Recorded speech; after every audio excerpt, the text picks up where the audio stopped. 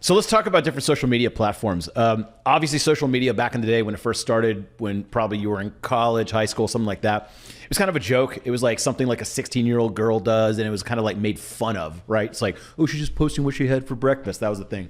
Now it seems like it's just like a woven part of our life, just like the internet. You don't log on. It's just there. It's always there.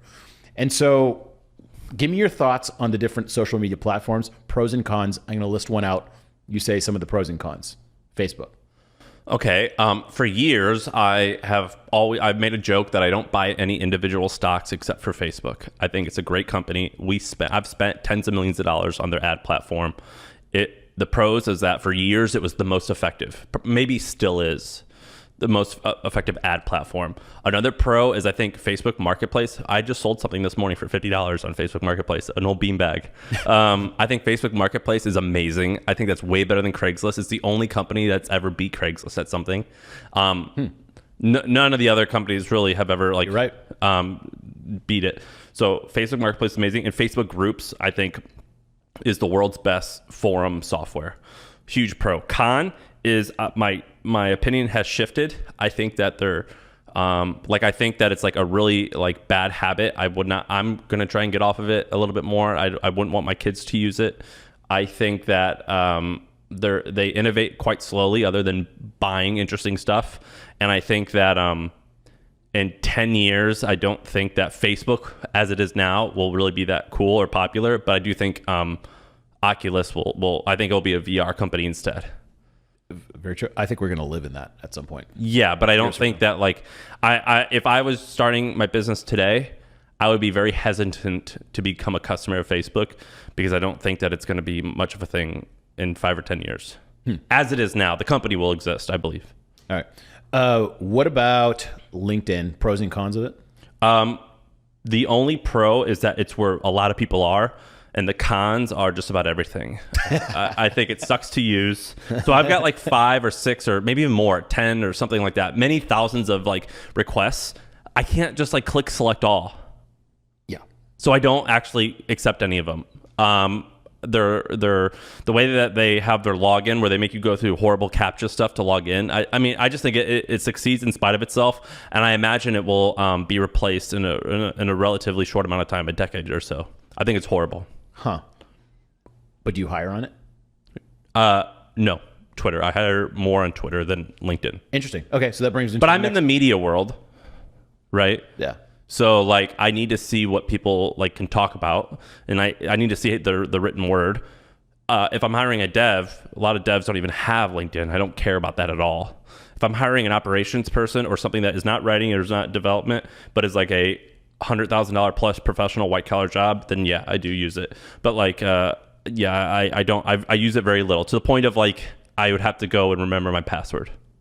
Well, so for my usage of LinkedIn is nothing, because it just annoys me with all the messages. It's like the automated like happy work anniversary. Yeah, and I don't just like, why do I have 400 of these in my inbox? And then the other thing I've noticed though is interesting. Like inside of our course, we rewrite all these people's cold emails and stuff. People use LinkedIn a lot for that. And our salespeople did. It works. And it works. Yes. It works. So and you can't deny there's that also a feature where you can pay money to get into someone's inbox. And I think that's effective.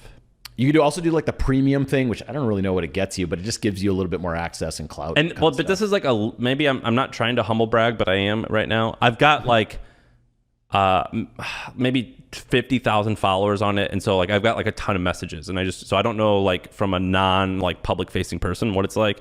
From a public facing, yeah, it's horrible. I always tell people, because like a lot of people don't have as many friends on there as we do, so it's just like if they have 50 friends, seeing your work anniversary email, you're like, oh, that's kind of nice. And Sarah, my wife, gets recruited weekly on LinkedIn.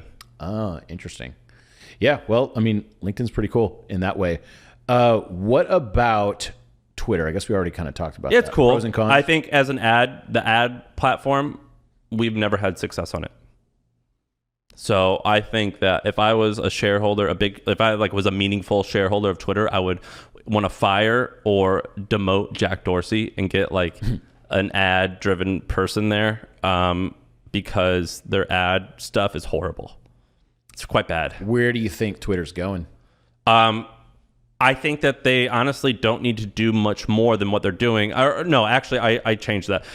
I think that what they're going to do is they're going to launch. So they acquired an email newsletter company called Review. Mm-hmm. I think they're going to integrate and they're going to clone Substack, and I think that will be a total win. I think if they launch a subscription service, that will also be a total win. I think that they can also, and so that subscription service will replace Substack and OnlyFans, and I think they can crush it because they allow porn on Twitter, right? Mm-hmm. Or nudity. I mean, I don't know, but like I've heard these things, exist, So I think that could replace OnlyFans. I think that's sick. I think that Twitter should lean into the news department a little bit more. I think when there's like a local event or like a noise outside or a fire, one of the first things you do is lean into Twitter and type in like Austin fire. Mm-hmm. So I think they can lean into the news a little bit more. Like Facebook has done a good job of that. But the Substack competitor and the email newsletter competitor, I think will be badass and freaking awesome. So this brings me to the next one. What about ClubHouse? Twitter is cloning ClubHouse. They already did. It's so good. And it's so good. ClubHouse is dead. Yeah, I'm not bullish on it at all. I haven't heard anyone really talk about it after the pandemic. They're bragging about basically they do have a niche among like hip hop and black communities, and that's cool. Obviously, I'm not like entirely part of that community, so I don't know everything. I know it from a very like academic point of view of like that's who's using it. But no, I think they're going to go out of business. Yeah, I haven't joined a ClubHouse in a while. Have you? No, I haven't logged on, and I only log on just to like as an industry person to figure out what's going on. Like, is the app going to die? But I think it's going to go. I was bullish on them because I thought they could have been the greatest podcast generation studio on the entire planet, and they still haven't done it. I don't think it will work, unfortunately. I would like it to, but it won't. Like if they just took so there are cool live calls that happen. Balaji will get on with Naval or something like that. If they just spliced all the good parts and made it a podcast that you could listen to later, that'd be amazing. But they haven't done it. It's just people just rip it off of YouTube and do that themselves and get the views over there. Yeah, I don't think it's going to work out well. YouTube, I think, is just the greatest thing on earth. Well, let's talk about YouTube. That was the next one. YouTube, I think it's the pros greatest. And cons. Cons, it's still, I think, undervalued and underused. I think mostly young people use it. YouTube TV, I think, is the greatest thing ever. YouTube on Apple TV, I still think it's way underused, but I think it's the greatest thing ever. I use it every day. I use it every day as well. I don't use TV other than YouTube TV and normal YouTube. Once they get streaming sports, which they already do a little bit. YouTube TV has that, I think. Yeah, but not all. It's still like a little localized, but they do. I think it's going to be. I think it'll be as big as like the normal Google. I think it's great. The ad platform is pretty sick. It's hard to make video ads, but the ROI there is very, very, very good. We spend a lot of money there for trends. Yeah, I mean, honestly, we bought houses roughly around the same time. It's just like if I want to like replace an electrical outlet, then I want to do it myself. YouTube. Yeah, I've learned everything on it. I think it's sick. I'm incredibly bullish on Google just for owning YouTube. I think Austin Allred from Landville School recently tweeted something. He talked about like I saw that school. That sounded like it's probably a bit of an exaggeration, but it is a good encapsulation. And it says basically he went to a private school.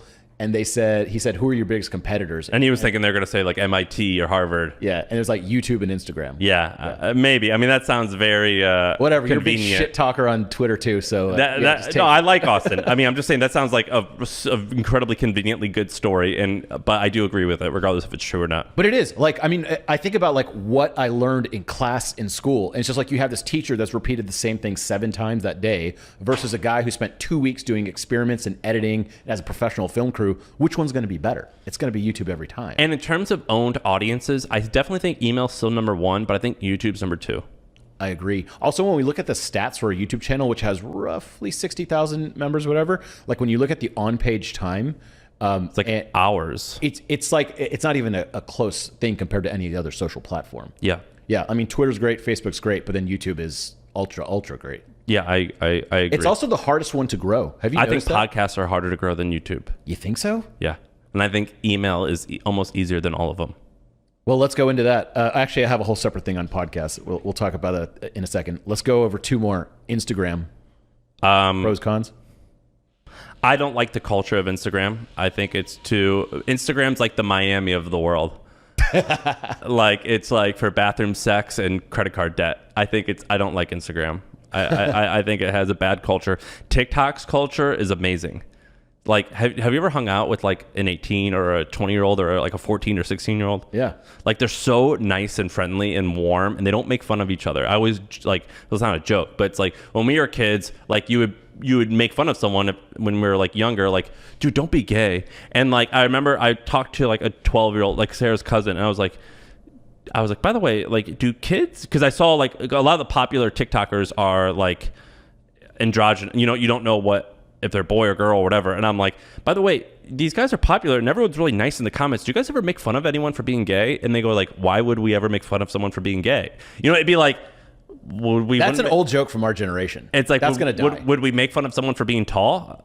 And I was like, yeah, I was like, I'm just wondering how you guys interact. And I think that's happening in TikTok, of like this like incredibly warm, very little bullying compared to before. And I think Instagram has a lot of that.